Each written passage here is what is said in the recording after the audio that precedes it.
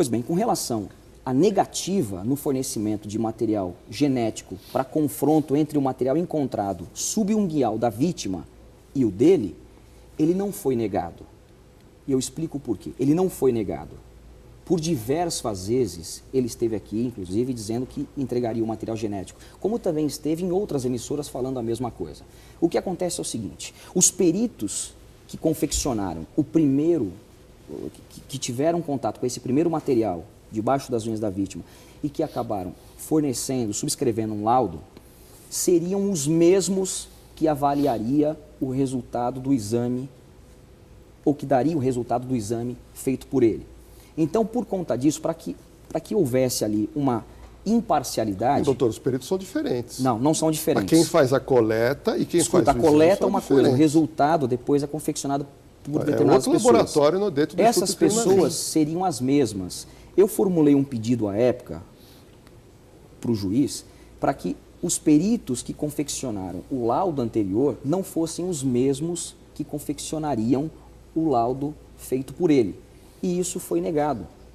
Tendo sido negado, embora o Sandro tivesse de fato sido levado até o IML, ele se negou naquela oportunidade porque ele não se sentia seguro, não se sentia tranquilo. Até porque um parecer subscrito por um perito, ele acreditava, que duvidava que ele poderia ser mudado sendo feito pelo mesmo perito. Não haveria ali imparcialidade no pensamento já é uma dele. Presunção É o que a pensamento polícia está dele. indicada para... A presunção de inocência Mas a presunção só vale de para inocência não ele. existe para o perito, então. Eu entendo esse posicionamento, mas foi o posicionamento adotado por ele, já que desde o primeiro momento ele nos trazia a informação que estava sendo rotulado como responsável, desde o primeiro momento, sem de fato ter sido ele. Porque desde o momento em que ele esteve no meu escritório, à época, inclusive, juntamente com a sua esposa, ambos me diziam ser inocentes.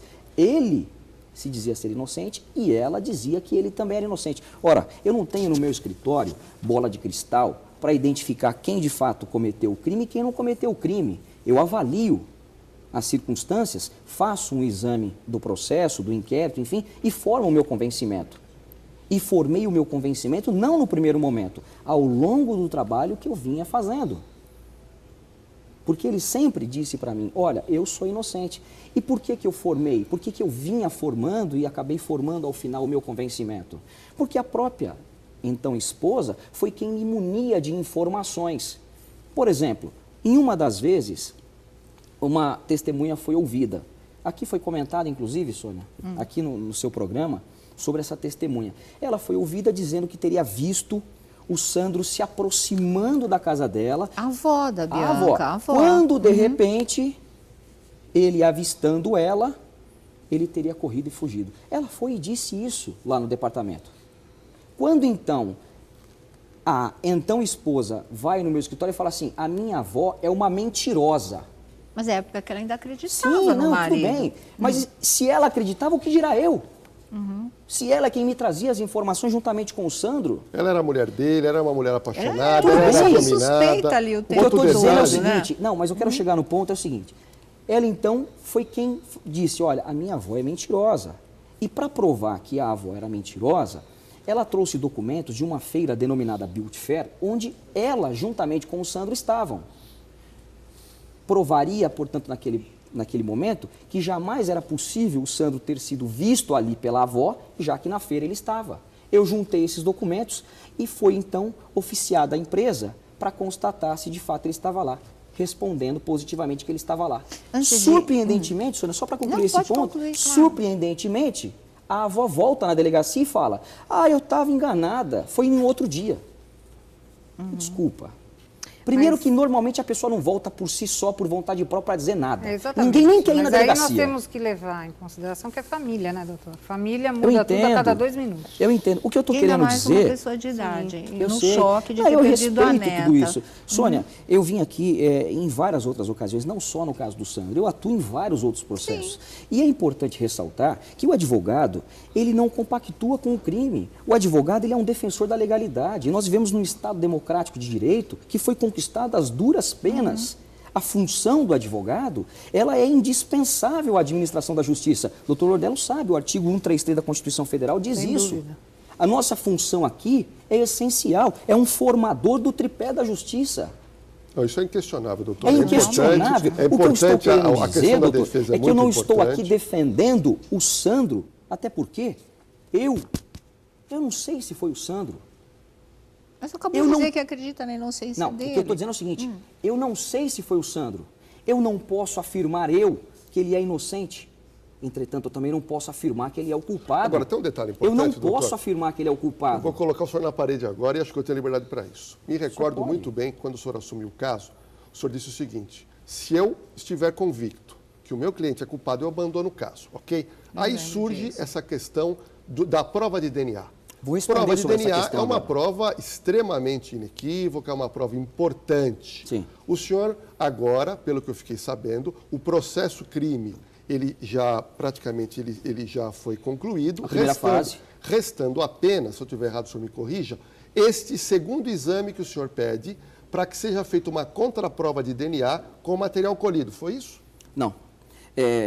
Corrigindo então, com a sua permissão, eu não pedi um novo exame. Não foi feito? Não foi feito um novo exame em função de não ter sido aceito o pedido do Sandro para que esse exame fosse feito com peritos distintos daquele E o que falta daqueles agora que para fizeram concluir, inicialmente. o A primeira processo? fase foi concluída e ele foi pronunciado, ou seja, foi encaminhado à júri popular.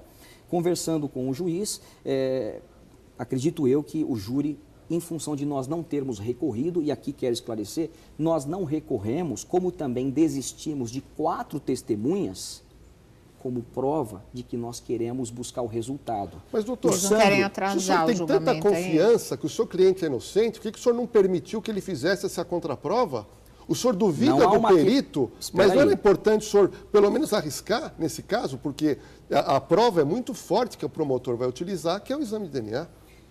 Nós não estamos falando de contraprova aqui, não foi solicitado isso e não foi aceito da forma como nós queríamos. O Sandro entende, ele pensa e ele assim me afirmou por diversas vezes que é inocente e que quer provar. Ele sequer queria que recorrêssemos por meio do recurso em sentido estrito. Por quê? Tem uma explicação técnica para isso. Se nós tivéssemos recorrido, isso demoraria muito. Verdade. Muito. Um recurso como esse demora muito no Poder Judiciário brasileiro. Por mais que seja célere os seus julgamentos. Mas a questão é que a demanda é muito grande também. Ele confirma que o sangue na calça é dele? Aí essa é uma questão importante que eu queria voltar para que não fique uma informação destoada. E se ele cedeu ou não o eu quero, material, para se ficar ele bem cedeu claro ou não para o o material. público. Por final, ele acabou não cedendo o material em função do pedido que não foi aceito, porque ele entendia então que o resultado poderia vir o mesmo, já que os peritos eram os mesmos. Esse pedido foi formulado pelo juiz e o juiz se manifestou deixando a critério do IC. E ele não se sentiu seguro, portanto, para entregar o material, já que ele não tinha segurança de que esse material Isso não é seria analisado por outros. Um super álibi para ele nunca fazer esse exame de Não, DNA? não foi um álibi, porque se de fato existisse alguma coisa cabal que provasse a sua responsabilidade, isso, aliás, é muito mais importante para o promotor de justiça. Poderia ele ter se manifestado no sentido de que deveria ser feito esse exame por quem quer que fosse. Ele poderia exigir isso? Poderia, ele se negou, ele foi contrário. No pedido que eu formulei, o Ministério Público se manifestou no sentido de que deveria ser feito por pelo menos um dos integrantes daqueles que fizeram o anterior exame. Sim, porque caminho senão invalida o natural. exame. Não, eu entendo que não, eu Invalida, entendo que não invalida invalida. o exame. Não se trata de um exame para se contrapor ao outro. Se aquele exame é tão correto, como eu acredito que Então, seja, exatamente por isso. como eu acredito que seja, um segundo exame feito, também sendo correto, porque será feito pelo IC, se resultados diferentes fossem, teriam que Então, ser a hora resultados de diferentes. reclamar Senão, ou de iriam recorrer, divergir. não seria assim, faz o exame de DNA e de repente se dá que ele é o culpado, ele dizendo que é inocente, aí vai entrar com recurso, aí vai pedir um novo exame, Agora, aí vai negar, pedir... já negar. Seria o caminho Se natural. Agora, presumiu que não o se perito tinha negar uma de intenção, já cara. ficou presumido. Eu entendo esse posicionamento, mas no meu trabalho, eu divido sempre as responsabilidades em 50%. Eu sou o responsável técnico pela defesa. Tá, eu ainda disse aqui, eu falei, olha, Sandro, o seu advogado está te orientando completamente errado. Vai lá e faz esse exame de DNA. Não falei isso ainda. Mas eu sempre decido, tudo que decido nos processos, conjuntamente com o meu cliente. Mesmo que ele estiver errado? Explico as dificuldades, explico as facilidades, as complicações, e a gente decide juntos. Sempre decidimos juntos. Porque eu estou lidando com a vida dele, não é a minha. Eu entendo o seu ponto, doutor, mas Agora, assim, aquele ponto, Sônia, não era o caso de pegar assim, se eu sou inocente, existe uma prova que pode mostrar isso, você dê meu DNA na hora. ele se sentia inseguro, Sônia, porque desde o primeiro momento... Mas arrisca, e se der errado, se for parcial, e você vai Sônia, brigar depois pra que der caramba na errado, justiça. depois que der errado, ainda que ele tente consertar, ele talvez não conseguisse Agora, mais. quem cala consente também. Não isso não é uma jurado regra. pode encarar dessa Nem maneira. sempre. Doutor, o promotor não vai chegar sei, no diante, eu tribunal acho do que júri e vai ficou chegar para o muito jurado. Está aqui, pior, ó, assim. exame de DNA. O que tinha embaixo das unhas de Bianca é o material genético de Sandro. Peraí. Esse ponto que eu quero chegar, eu quero explicar. Eu quero ilustrar, inclusive, para que fique muito claro. Eu dei uma entrevista para o seu repórter e expliquei isso. Eu quero aqui, então, reprisar o que eu falei. O que nós temos é um resultado codificado geneticamente que foi encontrado debaixo das unhas da vítima Bianca, que eu vou aqui representar como X, em contraponto ao que foi encontrado numa calça que supostamente é dele. Eu falo supostamente é dele porque essa calça sequer foi apresentada em juízo, de modo que tanto ele como as testemunhas, como até a própria esposa, pudesse dizer, não, de fato é essa. Mas foi ela que entregou Foi a ela calça. que deu a calça, doutor. Existem mais de uma calça no processo. E quem garante que seja aquela calça, Mas, doutor, a calça dele? Mas o ponto aí importante... fica muito fácil para qualquer advogado não negar fica qualquer fácil. prova. A calça não é... Não fica aí fácil, é porque complicado. o que é fácil nesse caso é acusar. O que é fácil nesse caso é empurrar bêbado na ladeira. O que é difícil, respeitosamente, é fazer o trabalho que eu estou fazendo aqui. Isso que é difícil. E eu vou explicar o porquê que é difícil, voltando ao meu raciocínio. Foi encontrado, portanto, um resultado debaixo das unhas dela. E foi também encontrado, um material. E foi encontrado também um outro material na calça supostamente utilizada por ele. Quando, então, esses materiais foram codificados geneticamente, deram como eles sendo iguais. Só que o Sandro, até hoje, ele não forneceu o material biológico para confronto. Portanto, o que o senhor disse, que esses materiais são iguais e que são dele, não é uma verdade, na medida em que nós não temos o material dele para confronto. Porque ele não quer dar, doutor. Porque ele não quer dar, né? como é que O vai senhor fazer? conhece tecnicamente tipo que, inclusive, ele nem precisa, ele nem é obrigado É verdade, a dar. É verdade. Mas ele não quer. É Eu acho que seria, verdade. como disse a Sônia, uma prova. Se ele Irrefutável. acredita na inocência dele, seria a Eu princípio, discordo. olha, estou aqui com meu Quem sangue, tem por que favor. provar, eu discordo, quem tem que provar é o Estado. Porque O do Estado já contrário... aprovou. O Estado já aprovou, doutor, ele está Não, preso. o Estado não provou a responsabilidade. Eu sei, Até mas ele porque, está doutor, preso. eu peço desculpas, porque se tivesse provado, só poderíamos dizer isso ao final de um processo julgado, inclusive pelo Tribunal do Júri. Nós não temos isso. Então, portanto, o Estado ainda não provou nada. O Estado já pode já vir a o provar, denunciou mas o como fato de sendo ter autor. denunciado... Já pronunciou. Já pronunciou, O fato de ter o Estado já se denunciado, posicionou. O fato de Ele ter, é o autor. O fato de ter denunciado e, inclusive, tê-lo pronunciado, não quer dizer que seja ele o responsável. Até porque o rito do júri, nessa fase especificamente, foi dito, inclusive, aqui pelo advogado que representa os interesses da família, que nessa fase vigora o quê? O princípio do indúbio pro societá. Portanto, na dúvida, manda para o júri, para que o conselho de sentença decida. Só que lá no júri, durante a realização do júri, inverte-se esse ônus.